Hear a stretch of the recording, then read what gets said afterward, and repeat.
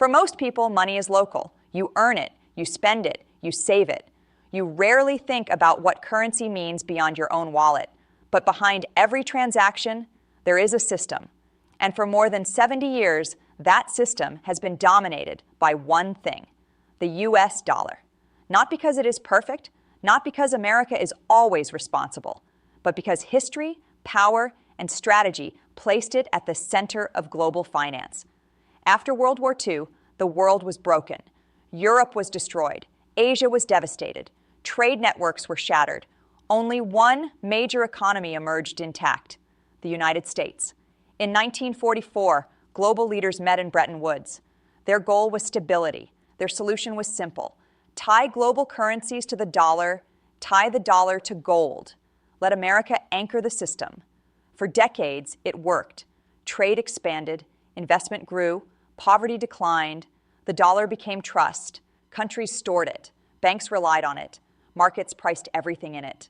Oil, food, technology, debt, all in dollars. Even rivals used it, because there was no alternative.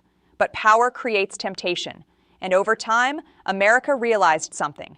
If the world depends on your currency, you control the system. You can print money, export inflation, finance deficits, and more importantly, you can enforce rules. Banks that touch dollars must follow U.S. law. Transactions clear through American institutions. Payment systems run on U.S. infrastructure.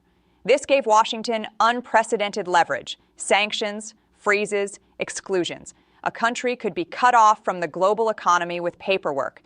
No invasion required, no bombs needed, just access denied. At first, this power was used sparingly against criminals, terror networks, rogue states. It seemed justified. But gradually, it expanded. Iran, Russia, Venezuela, China, individuals, companies. Financial punishment became normal, and the message was clear: participation in the dollar system is conditional. Follow the rules or lose access.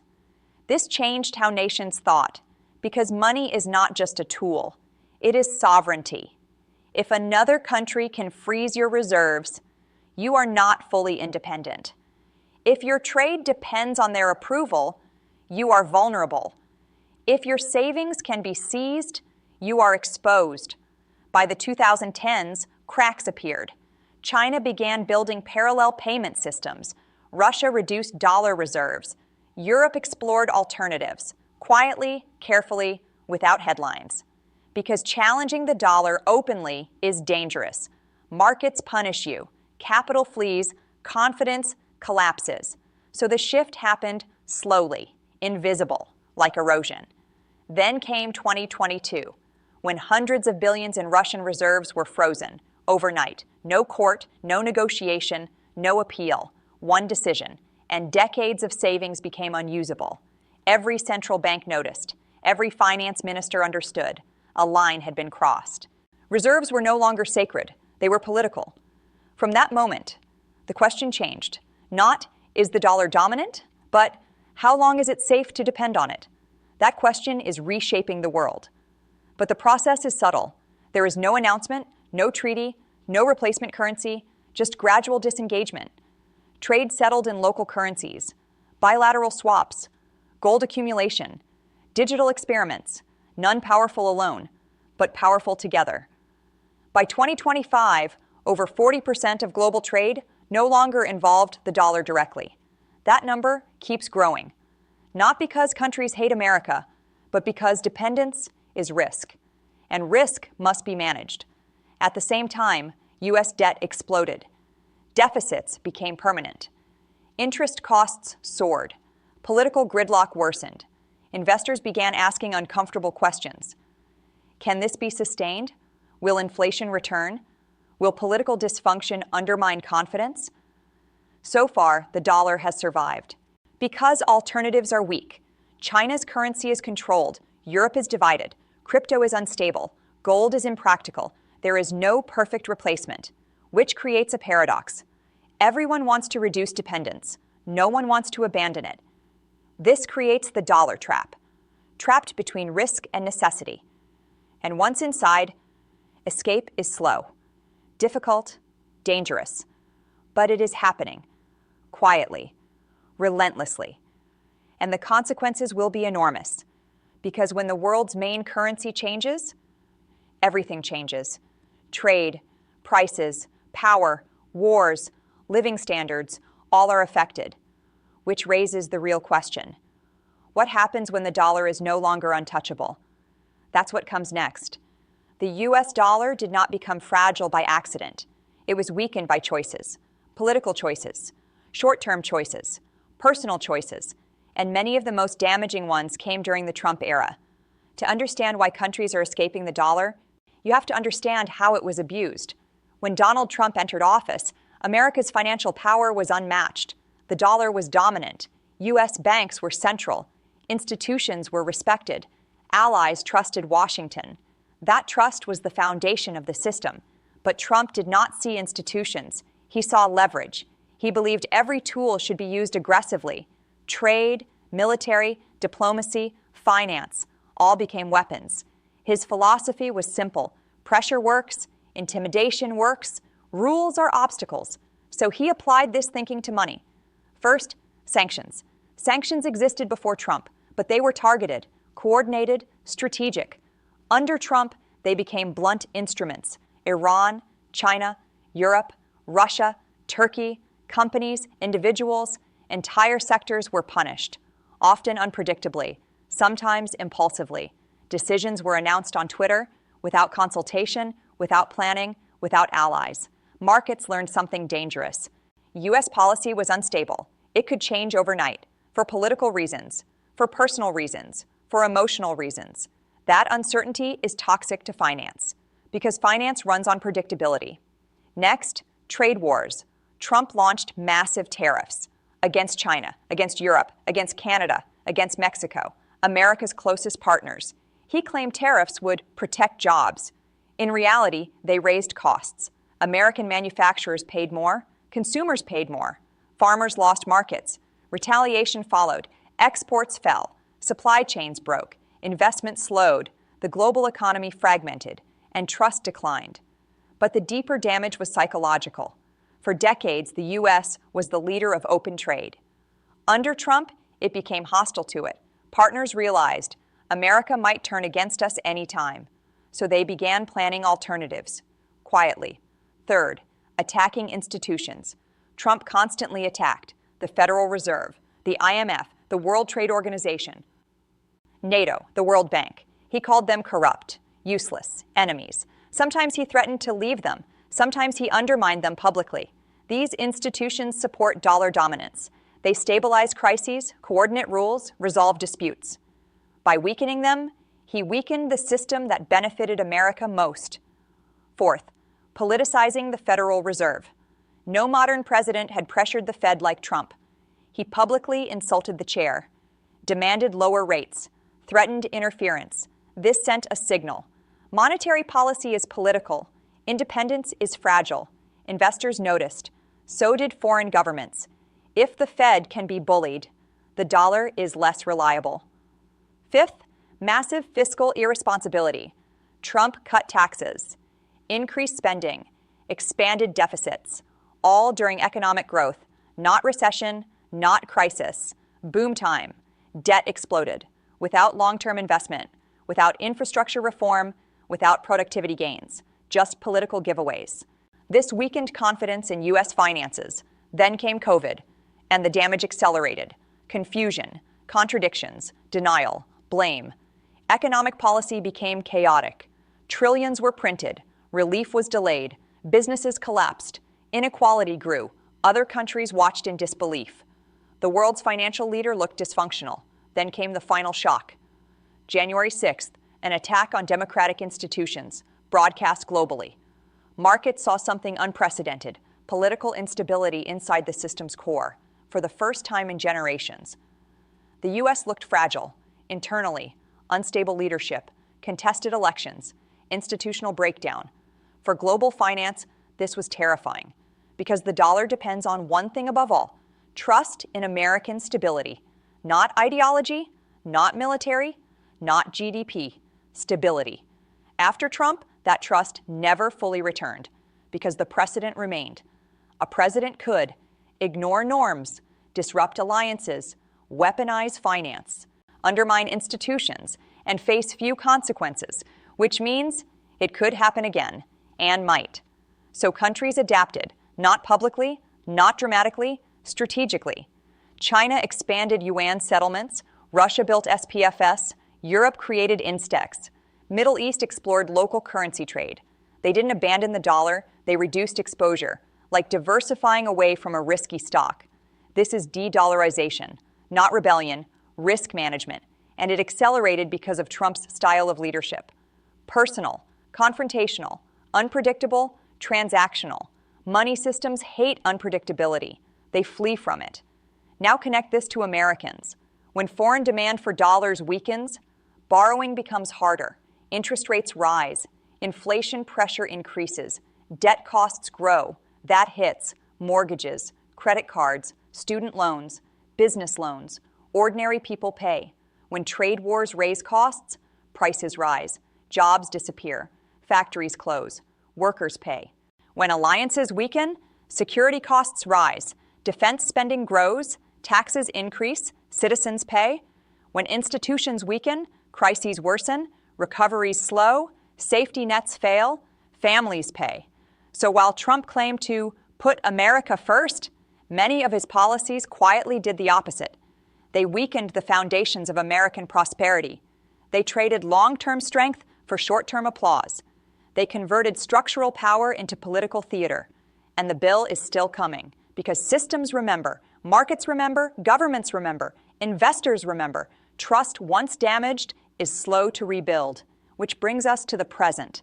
With Trump again influencing politics, again attacking institutions, again threatening trade wars, again promising isolation, the world is preparing, not emotionally, financially, because they've seen this before, and they don't want to be trapped again. So what happens if this continues? What happens if America doubles down on instability? What happens if the dollar becomes fully politicized? What happens to your savings, your job, your future? When the world stops trusting U.S. leadership, that's what we'll examine next. When political leaders make reckless decisions, the damage rarely appears immediately. There is no instant collapse, no sudden announcement, no clear warning sign. Instead, the consequences arrive quietly, through higher bills, through unstable jobs, through shrinking opportunities, through growing anxiety. That is how bad economic policy is experienced in real life, not in speeches, in households. And the legacy of Trump-era decision-making is now being felt in exactly that way. Start with inflation. When the U.S. government runs massive deficits, when trade wars disrupt supply chains, when institutions lose credibility, when money is printed without long-term planning, prices rise, not overnight, gradually, relentlessly. Food costs more, rent rises, gas fluctuates, insurance increases. For wealthy households, this is inconvenient. For working families, it is devastating because wages do not rise at the same speed. So every year people fall behind, not because they worked less, because the system changed. Next, interest rates. When foreign investors lose confidence in U.S. policy, they demand higher returns. They want protection against risk. That means higher bond yields, higher borrowing costs, higher debt payments, which translates directly into more expensive mortgages, higher credit card interest, costly car loans, unaffordable refinancing. A family buying a home in 2026 pays far more than one in 2016. Not because houses are better, because trust is weaker, because leadership was irresponsible. Now look at jobs. Trump promised manufacturing revival. He promised industrial dominance. He promised protection. But trade wars do not create sustainable jobs. They create uncertainty. Companies hesitate to invest. Factories delay expansion. Supply chains relocate. Instead of reshoring, many businesses move production elsewhere. Vietnam, Mexico, Eastern Europe, anywhere more predictable. American workers were left exposed. Farmers lost export markets. Steel workers faced retaliation. Manufacturers paid more for parts. And when COVID hit, the weakened system collapsed faster. Small businesses disappeared. Local economies shrank. Corporate concentration increased. The recovery favored large corporations, not communities. Now consider retirement. For decades, Americans were told, save, invest, trust the system. But unstable policy damages markets. Volatility increases. Bubbles form. Crashes deepen. Retirement accounts become gambling chips. One election, one tweet, one tariff, one crisis. And portfolios swing wildly. Older Americans delay retirement. Younger Americans stop believing in it. Security becomes uncertain. Now add healthcare. Trade conflicts raise pharmaceutical costs. Institutional weakening hurts regulation. Budget mismanagement limits public support. Healthcare becomes more expensive. Coverage becomes fragile. Medical debt rises. Illness becomes a financial threat. Again. Next, America's global reputation. Under Trump, allies were insulted. Agreements were abandoned. Commitments were questioned. Trust eroded. That matters economically. Because allies invest. Allies trade. Allies share technology. Allies coordinate crises. When relationships weaken, opportunities shrink. Foreign companies avoid U.S. markets. Joint projects collapse. Research partnerships fade. Innovation slows. Jobs disappear quietly. Now combine everything. Higher prices, higher interest, weaker jobs, unstable retirement, costly healthcare, reduced opportunity. This is the real impact. Not slogans, not rallies, not promises, daily life. And it doesn't end there. Political instability creates permanent risk. When investors see contested elections, threats to institutions, attacks on courts, pressure on regulators, they price in danger. Capital becomes cautious. Long-term projects decline. Speculation rises. The economy becomes short-term, fragile, reactive. That hurts everyone except speculators. Now think about the future.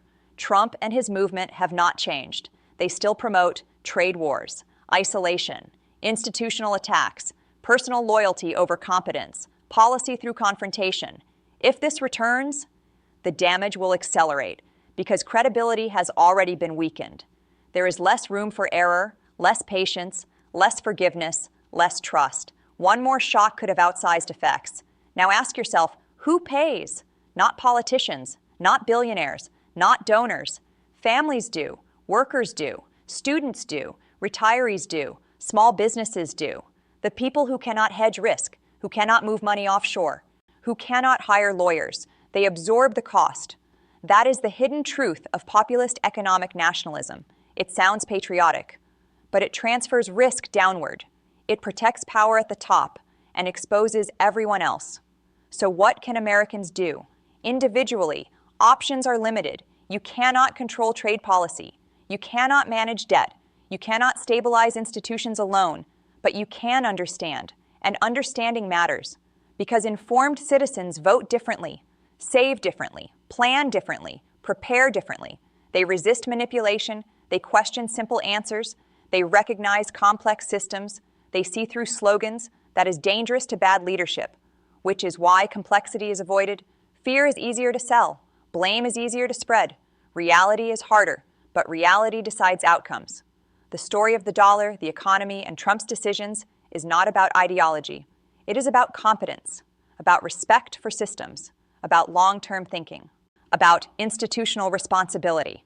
Strong nations are built slowly and destroyed quickly, not by enemies, by mismanagement, by ego, by short-term politics, by leaders who mistake power for wisdom. America remains powerful, but power without stability is fragile. Wealth without trust is temporary. Influence without credibility fades. The world is watching. Investors are watching. Governments are watching. They are adjusting. And those adjustments shape your life, whether you notice or not. So when politicians promise easy fixes, be skeptical. When they attack institutions, pay attention. When they treat global systems like personal tools, be alarmed, because every reckless decision leaves a mark. And that mark appears on your paycheck, on your rent, on your savings, on your future. System breakdown exists to show those connections, to explain what headlines hide, to expose how power really works, and to help you understand the forces shaping your life. If this analysis helped you see the bigger picture, subscribe and stay informed. Because in an unstable world, knowledge is not optional, it is protection. I'll see you in the next one.